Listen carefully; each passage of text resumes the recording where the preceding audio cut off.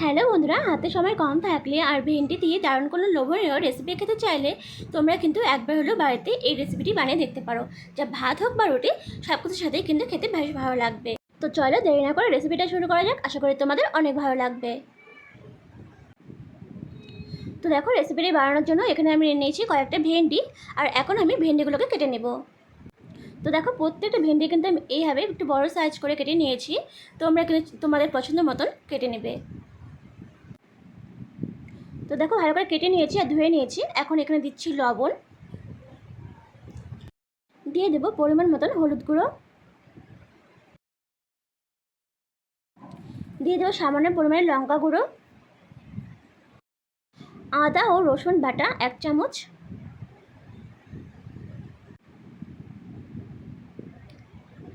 দিয়ে দেবো সামান্য পরিমাণে জিরা গুঁড়ো,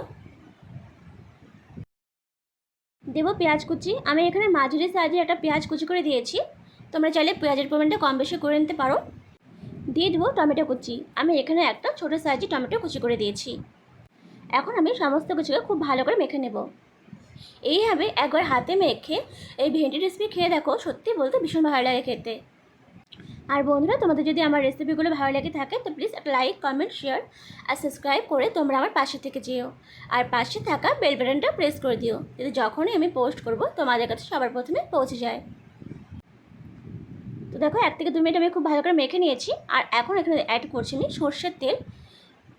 সর্ষের তেল দেওয়ার পর আবারও ভালো করে একটু মেখে নেব। তো দেখো, মাখা হয়ে গেছে। এখন সাইড করে রেখে দেবো। এখন নিচে একটা ফ্রাই প্যান, আর এর মধ্যে দিচ্ছি আমি তেল। তেল পরিমাণটা অবশ্যই তোমরা বুঝে দিবে। তেলটা দেওয়ার পর তেলটা একটু ভালো করে গরম করে নেব। গরম হয়ে গেলে ফোড়নে দিচ্ছি একটা শুকনো লঙ্কা, দিয়ে একটু হালকা ভেজে নেব। শুকনো লঙ্কাটা একটু হালকা ভাজা হলে আমি এখানে দিব সামান্য পরিমাণে জিরে ফোড়নে। আমি এখানে সাদা জিরে ফোড়নে দিয়েছি 1/2 চামচ, দিয়ে আবার একটু ভালো করে ভেজে নেব। তো দেখো, লঙ্কা আর জিরাটা আমি খুব ভালো করে ভেজে নিয়েছি। এখন যে মেখে রেখেছিলাম ভেন্ডিটা, সেইটা দিয়ে দিলাম। এখন আমি ভেন্ডিটাকে 3 থেকে 4 মিনিট খুব ভালো করে রান্না করে নেব। তো দেখো, 1 থেকে 2 মিনিট আমি খুব ভালো করে ভাজা ভাজা করে নিয়েছি ভেন্ডিটাকে। আর এখন আমি এখানে দিয়ে দেবো 2টো কাঁচা লঙ্কা। আমি এখানে 2টো পরিমাণ কাঁচা লঙ্কা দিয়েছি। তোমরা ঝালের পরিমাণটা কে কেমন খাও সেই অনুযায়ী এখানে ঝালটা দিবে।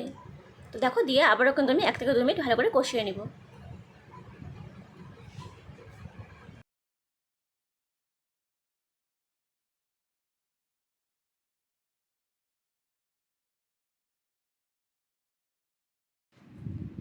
তো দেখো, 3 থেকে 4 মিনিট খুব ভালো করে কষিয়ে নিয়েছি। এখন কিন্তু মোটামুটি হয়ে গেছে।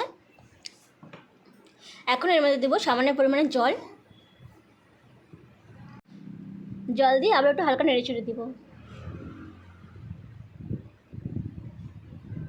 তো হালকা দেখো নেড়ে চেড়ে দেওয়া হয়ে গেছে। এখন ঢাকা দিয়ে দেবো। ঢাকা দিয়ে কম করে আমি 5 মিনিট রেখে দেবো, যাতে ভেন্ডিটা খুব ভালো করে সেদ্ধ হয়ে যায়। তো 5 মিনিট পরে ফিরে আসলাম। আর এখন দেখো, ভেন্ডিটা কিন্তু পুরোপুরি সেদ্ধ হয়ে গেছে। এখন আবার একটু হালকা নেড়ে চেড়ে দিব।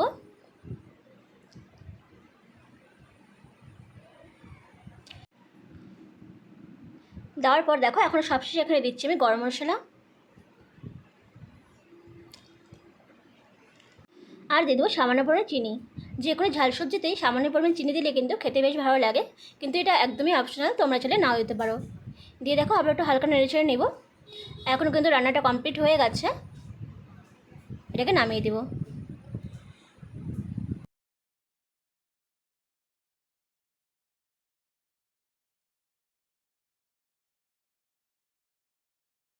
তো দেখো, তৈরি হয়ে গেছে আমাদের ভেন্ডি রেসিপি। দেখতে কিন্তু বেশ ভালো লাগছে, আর খেতেও কিন্তু অনেকটাই ভালো হয়েছিল। তো বন্ধুরা, রেসিপিটা কেমন লাগলো অবশ্যই জানাবে। আর যদি ভালো লেগে থাকে তো প্লিজ একটা লাইক, কমেন্ট, শেয়ার আর সাবস্ক্রাইব করে তোমরা আমার পাশে থেকে যেও। আর পাশে থাকা বেল বাটনটা প্রেস করে দিও, যাতে যখনই আমি পোস্ট করব তোমাদের কাছে পৌঁছে যায়।